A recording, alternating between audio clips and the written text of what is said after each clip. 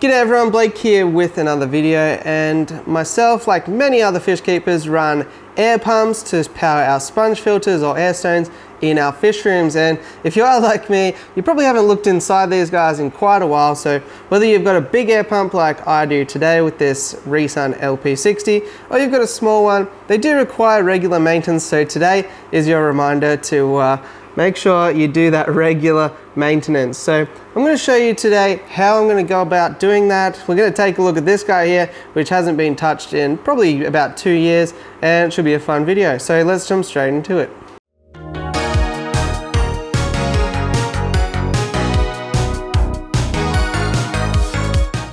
Okay, so first of all, with this one, or with any air pump really, you want to take the cover off and have a look at the internals. So for this one, there's no screws or anything. I know that older models do have a bit of a screw on the top. And first of all, this is what we're looking at here. So definitely been long overdue, very, very dusty and crummy in there. So that's not really what you want to see.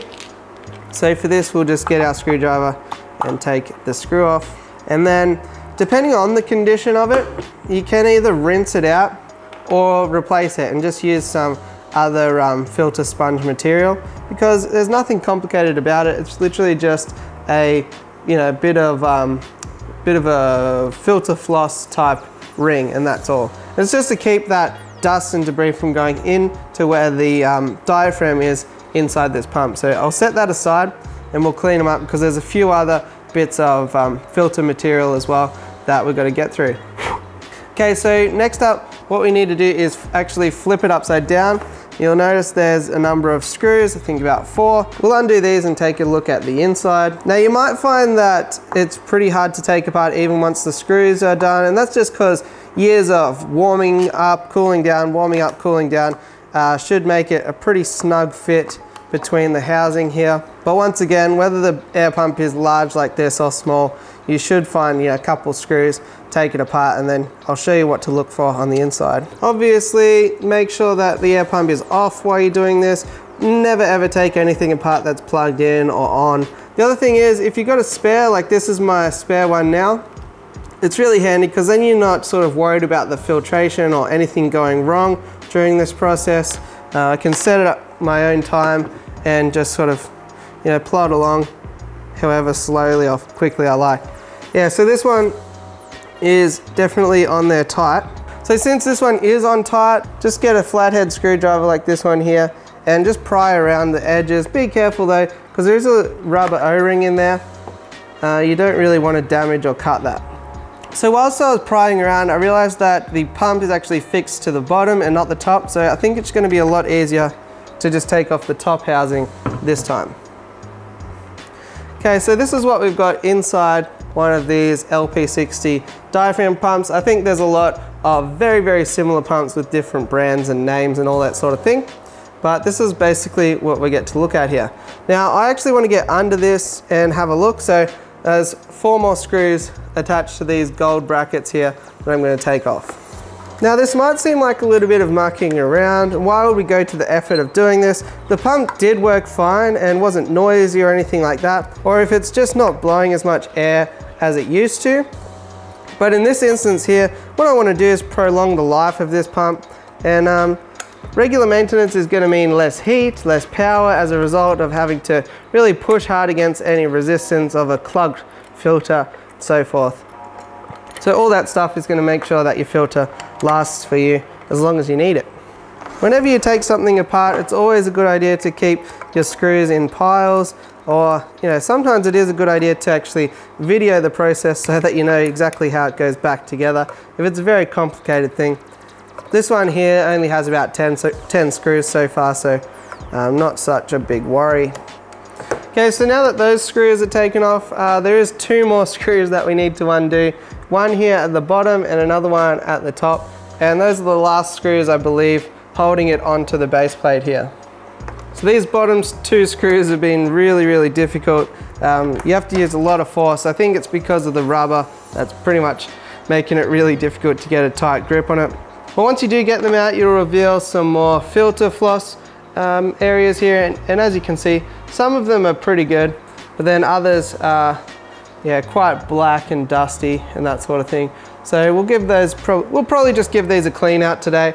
It's actually not quite as bad as the one on the top. So with my filter floss material, I'm pretty happy with the condition of it. You know, it all seems to be the right shape and all that sort of thing. It's really just a bit of dust. So I'm just gonna give it a rinse under some normal tap water, and I'm just gonna dry them out really, really well before reassembling them into the pump. And that's just really to stop any mold or anything accumulating, especially because in this instance, mine's gonna go into storage. If it was gonna be used though, I'd still not want to have any droplets of water coming through the pump and potentially damaging it. So yeah, you can either just give them a rinse like I'm gonna do, or you can just cut up some filter bats, filter floss, and replace those as needed. And that's really as simple as maintaining the first stage of a pump like this. The next one, I'm gonna show you how to check the actual diaphragms, make sure that they're still in good condition, and potentially how to replace them if you need to. Okay, so next up we're gonna access the diaphragms. This pump here has actually two diaphragms. One here is behind this white section here, and then same on the other side. And the way that it works is basically there's a piston in the middle that moves back and forth, bringing air in and sending air out. So what you do want is a nice intact diaphragm, so that it's going to be airtight and not have any loud noises or inefficiencies in terms of moving air in or out of the pump. So just like before, we just got some screws to undo on the casing to access that piece underneath the white cover. Okay, so once I undo those 4 screws, there's also one in the middle. Make sure you undo that, and then that will reveal the diaphragm here. Once again, this can be pretty tight, so you might have to get your flathead screwdriver out again to just pry in amongst this little clip here. But after that, you can see the diaphragm here, and although it's a bit dusty, it's definitely in good tact here. I'll take it out so you can get a closer look. Another thing is, if this outer cover here is getting annoying, you can undo these clips here and just slide this piece up and just remove it entirely. Okay, so I've removed the diaphragm now, and I believe this is what you'll receive if you order a spare or replacement diaphragm. The only things to really note is that there is a backside and a front side, which you should know when you're disassembling it. So do take note of that. But other than that, it's really just a matter of, you know, inspecting the rubber, make sure there's no cracks or anything like that. In my case, there is a bit of a differential, but I think that's just basically due to dust. There's a little bit of a mark just around the edge where this protective layer is here, so I'm not overly worried about it. And it looks to be in good condition. So I'll just reassemble it now, but if you do have a really loud air pump or it's making a strange noise and not really pushing much air, you probably need to replace this diaphragm.